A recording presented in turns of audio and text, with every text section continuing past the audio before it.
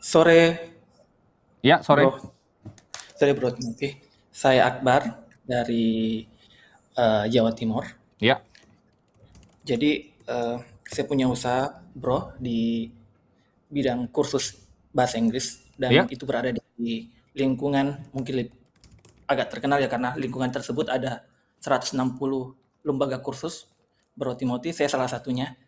Dan eh, kalau kami khususnya untuk persiapan kuliah dan kerja di luar negeri. Eh, Jadi saya bangun itu bootstrapping, memang karena dari siswa, tanpa modal, dari private, saya ngajar private hingga Keren. sekarang kurang lebih 7 tahun eh, dengan omset 500 sampai 600 juta per bulan, per bulan. Eh, Keuntungan 25% sampai 35%, tergantung dari musim. Oke. Kalau liburan rame akan banyak Ya. persentasenya. Baik, jadi selama awal-awal Bro Timothy, peningkatannya signifikan. Ada yang naik di tahun pertama, kedua 100% kan masih kecil ya. Ya. Karena di awal saya pertama kali masih per bulan masih 8 juta hingga sekarang, hanya pada saat udah nyentuh 500 saya mengalami stuck ya. Jadi stucknya jadi ternyata banyak untuk menaikkan 100% lagi ternyata tidak semudah sebelumnya saya rasakannya. Tidak Pasti. semudah sebelumnya. Ternyata makin kompleks. Eh, jadi mulai dari pengajar yang kami kurang, kami bahkan kalau pemasaran, Hmm. alhamdulillah masih stabil karena kami selama 2 bulan terakhir ini nolak nolak siswa untuk di tempat kami offline karena pertama tempat kami kekurangan, yang kedua juga pengajar yang terbatas. Oke. Jadi Bro Timothy, jadi di daerah ini kan terlalu banyak kursusan Bro Timothy. Jadi bisa dibilang bahwa kalau dibilang persaingan besar juga. Eh, Selain itu, saya lihat bahwa mulailah banyak yang meniru-meniru, bukan meniru sih, mungkin karena bagus, otomatis market saya eh, mulai dilirik. Yang awalnya biasa-biasa aja fokus ke market saya. Nah, jadi saya berencana Bro Timothy untuk membuat, sebenarnya bukan berencana, udah ada Bro Timothy, ada 3 cabang kecil tapi kecil Bro Timothy. Kecil saya rencana mau expand Ya. beberapa daerah karena saya lihat kalau ke depannya ini memang beda suasananya waktu di awal-awal mungkin karena teknologi tidak terlalu pesat. Ini Ini offline semua ya kursusnya berarti ya? offline dan ada online. Ya, ada online. Jadi rencana saya juga berencana bangun cabang itu untuk mengangkat kurs online-nya. Jadi brandingnya saya berharapnya ketika banyak cabang meningkatkan juga omset untuk kurs online-nya Ya. gitu. Nah, jadi eh, kurs kak saya ini dalam dia bukan yang kayak biasanya karena kan asrama ya, bro, Ya. dari pagi sampai sore, bro. Jadi dia nginap di asrama. Asramanya bukan satu gedung gitu, enggak. Rumah-rumah yang kita sewa. Eh, ada dua kebingungan saya. Pertama, apakah dana saya gunakan untuk bukan membeli asrama. Sebenarnya kami udah punya 2 asrama beli sendiri. Kami punya 11 asrama, rumah-rumah Ya. kecil. Dua dan kami yang tadi karena gedung yang terbatas kami udah beli tanah dan bangun sementara bangun 2 gedung untuk gedung kelas. Hanya saya kebingungan. Ibaratnya gini, saya juga takut juga ketika saya bangun banyak tapi ada kejadian kayak COVID. Karena terasa banget waktu COVID itu kami tutup total, bro. Ya. Tutup total. Nah, jadi eh, makanya saya berencana supaya nggak terlalu besar di itu, makanya sebagian disewa dan saya mau membangun cabang dengan biaya dari keuntungan tersebut. Pertanyaan saya apakah bagusnya kalau eh, saya juga untuk membuat cabang tersebut saya mulai membuka open investor tapi untuk cabang saja. Jadi saya buka cabang ini, investornya ini. Atau apakah selama pengalaman Bro Timothy, apakah lebih baik saya pakai dana profit saya dulu atau saya mulai open. karena selama ini saya belum pernah open investor, dan sejujurnya juga untuk tadi sama yang sebelum-sebelumnya saya punya berpikir juga punya bantalan. Makanya kurang lebih saya ada juga dana profit dari perusahaan itu saya ambil, bukan untuk konsumtif, tapi untuk saya punya kripto juga, properti yang besar, emas, saham Indonesia. Saya enggak, hanya kalau saham untuk pasar saham hanya saham Indonesia karena saya nggak mengerti saham Ya. luar. Itu bro, apakah apa yang saya lakukan ini udah bagus atau bisa menyulitkan saya ke depannya, karena itu tadi uang perusahaan saya gunakan untuk bantalan juga, dan juga apakah saya bisa membuka kesempatan, apakah bagus kalau saya membuka open investor. Terima kasih bro. Oke. Banyak ya pertanyaannya.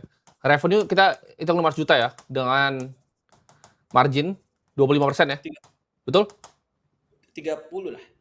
30. Kamu tadi bilang 25 sampai 30 yang mana? 25 sampai 35. Ya udah, Rata-rata ambil batas 30. bawah aja. Kalau Oke. bisnis selalu begitu. Oke. Berarti 125 ya, net ya. Kamu sendiri atau ada partner? Enggak ada bro, sendiri. Sendiri, oke. Kayaknya tadi kendala kamu tuh pertanyaan kedua tuh banyak di bidang operasional, yaitu sebenarnya kamu nggak kekurangan murid, betul? Betul. Kamu kekurangan tempat, basically. Kekurangan tempat. Kekurangan tempat, kekurangan leader juga bro. Kamu ada 2 problem. Satu, kamu problem di HR, SDM. Betul. 2, basically real estate kan? Betul. Oke, ini 2 problem operasional kamu ya. Kita kotakin dulu ya problem. Betul. Kalau dari funnelnya, ceritain sedikit. Gimana caranya dapat customer dari mana? Dari customer kami, organiknya pasti media sosial. Ya. TikTok, Instagram. Ya karena kami rutin buat konten. Ya. Dan Meta Ads yang alhamdulillah sekarang udah berkurang. Dulu kami sampai 12%, sekarang tinggal 5%, 6% dari Udah turun konversinya? Udah turun karena kami tingkatkan di admin. Jadi jumlah admin yang saya tingkatkan. Oke, kamu jualannya sebentar. Kamu jualnya ke satu segmen atau 2 segmen? Kamu jual cuman ke retail doang atau kamu ada B2B korporatnya? Nah, belum. Jadi kekurangan SDM. Jadi terkadang kami punya tawaran grup. Waduh, kalau itu sayang ya? Ya betul bro. Padahal sebenarnya after sales-nya kurang bagus bro Timothy. Oke, after sales-nya kan ketika supaya dia repeat order, karena kan kayak sekolah. Kalau sekolah ada lah, tapi nggak tingkat signifikan karena itu tadi after sales-nya yang kurang pelayanan kami. Ya. Jadi kamu jualan ke retail only, nggak bisa B2B karena nggak kuat SDM-nya? Betul, dan rencana mau juga kuatkan itu. Nah, kalau corporate kan simpel. Kalau kamu tadi omset 500, gimana cara naikinnya double? Itu kamu nggak double atau nambah at least 50% tuh pakai corporate gampang. Karena kamu bisa jual paket 100 juta gampang banget dimakan corporate. Ini kamu 2 orang aja, udah 200 juta ya kan? Betul. Tapi kamu punya problem di SDM tadi. Kamu nggak bisa melakukan ini. Kalau retailnya berarti full, kebanyakan dari organik ya? Organik betul, bro. Oke. Dan mulut ke mulut lah ya. Paid ads kamu cuman kecil. Kamu udah optimasi semua kayak sistem lead magnetnya, ada trialnya kah, apanya? Optimasi trial nggak ada, bro. Kamu nggak ada trial gitu ya? Ya, Google Ads kami tidak main, TikTok Ads juga kami belum main karena itu tadi, bro Timothy, karena takutnya kewalahan ketika kami udah terima, tapi juga pengajar dan. Oke, kamu punya problem paling berat ini. Kamu harus hire satu COO. Chief Operating Officer ini hiring pertama kamu. Gitu ya. Karena bro, job kamu harusnya mikirin dapat lebih banyak customer lagi. Tapi kamu bahkan nggak bisa mikir itu karena nggak bisa di service, ya kan? Betul bro. Jadi kamu punya problem di ini, operasional. Kamu harus cari orang yang pengalaman, yang ada di industri kamu, yang kamu bisa hijack dengan duit net profit 125 juta kamu ini. Ini akan jadi investasi terbaik kamu yang gajinya tuh 50-60 juta. Baik. Levelnya Betul, kamu bro. hire ini, pertama. Saya belum punya orang profesional, bro. Betul. Jadi ceritanya, saya mendidik dari awal. Jadi, jangan, karena saya buang waktu. Itu ya. Pemikiran orang nggak bisa bisnis itu. Orang tuh bisa dibeli. Ya. Kamu cari yang jago, kamu targetingnya mana, kamu ambil. Ini levelnya yang kamu butuh ya, buat running kamu punya operation tuh yang levelnya gajinya minimal 50-60 juta. Memang agak mahal. Tapi itu akan bikin omset kamu ntar tambah besar. Karena otak kamu bisa pakai untuk fokus yang lain. Baik. Jadi bisnis itu ada problem ini kamu. Kamu di problem di manajemen sama operasional. Kamu nggak kuat. Kamu nggak punya. Kamu kan bangun institusi Betul. nih, kursus les Inggris. Tapi kamu nggak Betul. punya kemampuan untuk servicing customer. Ini kan uang nih, kamu tolak nih, ya nggak? Kamu tadi bilang Betul. banyak tawaran pada korporat B2B. Betul. Kamu nolak. Bisnis tuh paling jelek ya. Orang tuh banyak kekurangan orang. Kamu tuh bisnisnya nolakin orang. Cuman karena kamu ketidakmampuan kamu menghandle operation. Jadi sayang. Ya. Mending kamu jangan didik orang itu waste too much time. Ya. Kalau gua nih ya, gua punya bisnis. Yang gua lakukan adalah gua hire A player. Ya. Tim lu itu pasti levelnya C semua kalau dinilai. Ya. Betul. Betul. Orang C, A ya itu betul. ketika lu kasih kerjaan, lu kayak gini, itu nggak perlu lu follow up, nggak perlu ngapa-ngapain, beres. Hal pertama yang lu harus cari adalah pemain kelas A. Ya, jangan kelas B, kelas C itu kayak lu tanya, ini belum selesai, belum ini nggak tahu. Itu C. Dan C itu akan menjangkit yang lain, semuanya jadi C. Lu hire satu C, semuanya jadi C. Ya. Karyawan sekarang berapa headcount? Kalau karyawan inti 22. Oke. Kalau Yang ya freelance kan, pengajar kan freelance ya. Ya, yang pertama lu harus lakukan adalah lu buang ide untuk investor. Kenapa? Karena ketika lu bisa investor, itu kan berarti membesarkan kapasitas lu untuk sekarang kan mandek nih secara operasional, tapi lu besarin kapasitasnya dengan Iya, ya. tambah uang baru. Jangan. Tambah ruwet Jangan. lu, tambah pusing. Yang pertama lu harus bebenah fondasinya dulu, oke? Ini PR lu udah jelas nih. Kalau punya lu ini cukup clear ya, gua rasa ya. Jadi lu punya problem di sini, oke? Baik. Lu udah nolakin duit. Yang pertama lu harus lakukan adalah hiring. 2, bikin HR department. Ini buat training SDM ya. SDM lu perlu di-train, hati-hati itu kalau nggak. Kalau kayak tadi lu bisa spotting masalah bener loh. Lu bilang tadi after sales jelek, itu baru gue mau tanya gimana sequencing selanjutnya. Ya after sales-nya jelek kalau grouping yang Betul. B2B. Nah, B2B after sales jelek itu lu namanya buang duit ya. Cuman karena lu nggak punya SDM. Itu nggak boleh tuh dilakukan di bisnis. Bottleneck lu udah jelas ya. Dan ini ibaratnya lu udah mau cari untuk real estate play lu investor kan. Jangan pakai dana sendiri ya. Tapi daripada lu tadi beli asrama, lu mendingan beli ini, lu beli COO. Chief Operating Officer. Lu cari yang udah pernah kerja di tempat-tempat ya. Kan banyak kan kursus les Inggris yang udah besar sekali. Karena nanti dia Betul. bisa bantu lu mikir. Harusnya yang lu pikirin tuh apa, oke? Bukan ini, lu sebenarnya bukan pikirin tempatnya dan lain. Ini dia yang mikir, oke? Gua kasih tahu cara lu jadi 1 miliar. Yang lu pikir itu satu, lu gimana caranya product tiering-nya. Lu ada levelnya sampai mana ngajar Inggrisnya? Ada high ticket produknya nggak? Jadi kami punya yang buat sebenarnya kami punya produk Bro Timothy hingga puluhan juta, 43 juta produk itu karena mentoring ya. Karena bukan hanya kursus bahasa Inggris, kami nggak jual bilang belajar grammar dan sebagainya. Kami janjinya lah kamu punya kesempatan untuk kuliah dan kerja di luar negeri, dan memang kami punya alumni-alumni yang berhasil. Balik. Tapi kan di luar negeri itu kan selalu biasanya ada ada standar ya. Contohnya misalnya IELTS. Kamu guarantee misalnya. IELTS-nya pasti skornya di atas 7,5 gitu. Ya, kalau nggak uangnya balik. Nah, kamu itu berapa harganya? Itu harganya 15 juta karena kan kalau kerja enggak terlalu tinggi, Bro Timothy. Enggak terlalu tinggi, hanya butuh 5 kok. 5, 2, 3 bulan udah selesai. Harganya berapa? 15 juta kalau udah untuk menjamin ya. Oke. Nah, ini yang kamu bisa lakukan satu namanya main pricing. Kamu gimana cara bikin ini premium nih? Kamu bisa naikin ini 20-30% masih bisa kok market price. Baik. Ini pertama, ini bisa langsung mengaruh nanti ke bottom line kamu. Yang pertama, kamu main di pricing. 2, B2B itu opportunity besar sekali yang banyak nggak dilihat sama kursus Inggris. Tapi ini butuh betul kamu after sales yang kuat. Ini grouping, kamu jualnya super high, 100 juta paketnya. Kamu harusnya mikirin product structuring gitu. 3, funnelnya gimana? Ada nggak kamu sistem free trial dulu, orang coba dulu, datang dulu, lihat dulu, nggak langsung bayar? Itu masih harus dipikirin loh. Sebenarnya bukan hanya itu kan yang untuk persiapan. Sebenarnya kami udah mulai bangun sedikit 2 brand sebenarnya, Bro Timothy. Kayak store kids ya, kursus kids ya. Kursus kids itu kami pakai trial, tapi kembali lagi. Mungkin karena fokus saya yang menghasilkan utama. Nah, ini after sales-nya juga, ini kan bisa pakai 2 buat di sini, oke? Iya. Nggak ada yang kejar tuh, abis trial tuh apa? Hilang orangnya. Ya. Nah, itu kalau gue jadi lu, gue tempeleng itu orang-orangnya. Ya. Tapi capek kan kerja begitu terus sama, ibaratnya lu kerja sama pemain C, rasanya pengen emosi terus nanti lu jadi kerja bisnisnya. Baik, Jadi bro. Terima kasih. hiring A talent, A, cari orang A, oke? Ya. Ini kan skill bisnis. Sebenarnya kamu tuh begini, kamu udah tahu kira-kiranya mau gimana. Cuman kamu nggak ada waktu untuk begini karena ini terlalu repot. Kamu masih mikirin, bayangin, ini beli apa enggak ya, sekarang pakai investor atau Ya, enggak. Itu bukan betul. kerjaan lu. Kerjaan lu develop produk kayak ini 15 juta, IELTS-nya apakah ini pricing-nya oke? Money back guarantee-nya gimana, after sales setelah trial-nya bagaimana, separation brand-nya antara yang kids sama yang adult seperti apa, itu harus jadi bahan pemikiran setiap hari. Oke? Kalau lu bisa lewatin hurdle ini, omset lu bisa 5 miliar. Yang bedain, jadi gini, bisnis itu kan ada level-levelnya ya.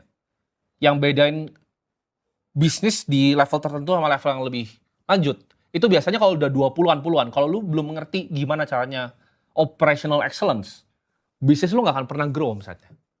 Hmm. Ya. Constraint yang lu harus beresin itu adalah gimana caranya gue punya operational excellence. Gue punya tim yang A, ya A player ibaratnya. Jangan cari yang C. Oke? Oke. Itu dulu. Saya mau nanya, bro. Satu lagi, bro. Ya. Saya kan punya target, bro. Saya umur 36 tahun. Saya punya target di umur 45 tahun di 2035 ingin memiliki investasi atau aset 100 miliar, bro. Ya. Dan bagusnya kalau dengan model yang saya punya perusahaan, ataukah bagusnya gimana, bro, untuk mencapai 100 M itu? Apakah saya meningkatkan lembaga saya dan saya jual, atau saat ini saya lagi belajar tentang saham karena mungkin agak lumayan saya suka mempelajari saham, atau apakah saya fokusnya besarkan dulu atau gimana? Ya, basically gini, kursus lu bisa nggak?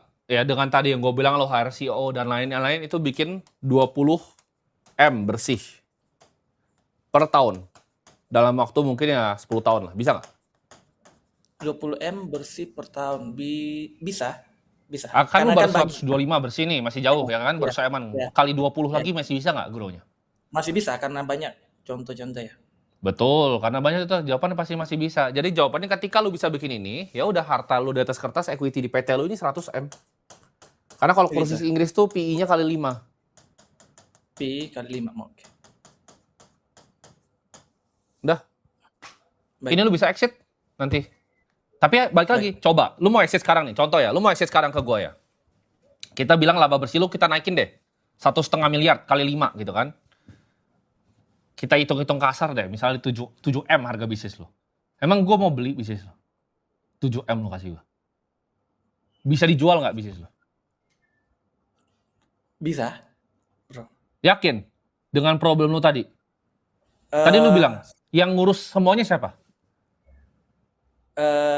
Ya masih kebanyakan saya. Maksudnya otaknya ya. Ya, kalau Ya, kamu betul. besok kena tabrak gimana? Masuk rumah sakit. Jalan nggak bisnisnya? Jalan tapi akan terpincang-pincang, betul. Nah, terpincang-pincang betul. Jadi kalau kamu jual saya 7M, atau kamu jual sampah ke saya 7M, kamu harus bikin institusi. Oh, betul. Sesuatu yang tanpa kamu, dia jalan. Oke? Oke. Institusi ini dibikin dari people, dari SDM, dari orang. Kalau kamu isinya semuanya SDM-nya rendah, nggak bisa. Kamu nggak bisa bikin sebuah institusi. Ya. Ini fundamental yang penting sekali kamu harus ingat. Bisnis itu kamu bisa bikin memang untuk sellable. Ini bisa terjadi PI kali 5 ini ketika udah oke banget bisnisnya. Ketika kamu kalau kena tabrak pun, berarti bisnisnya jalan dengan lancar. Kamu kalau kena tabrak hari ini, bisnisnya terpincang-pincang gitu. Jadi itu adalah mindset yang harus dipikir oleh pengusaha. Gimana caranya gue bikin sesuatu yang survive kalau guanya nggak ada dalam sini. Baik. Oke? Yes. Jadi bisnis lu sekarang masih nggak ada harganya itu. Nggak ada yang mau hargain PI kali 5, PI kali 1 aja orang mikir. Malah dia beli itu dapatnya kerepotan, ngerti nggak? Bisnis tuh dijual tuh harus udah bagus ya. Kalau ibarat lu mau jual sapi itu, kalau bisa dulu lipstikin sapinya gitu. Itu yang dilakukan. Kalau mau lu roll up ke private equity atau ke investor. Jadi jawabannya jangan cari investor sekarang, karena buat apa cuma buat asrama begitu ya. Baik. Terima kasih, bro. Sudah Oke. jelas gambaran. Terima Oke. kasih Bro Tim. Terima kasih, Akbar.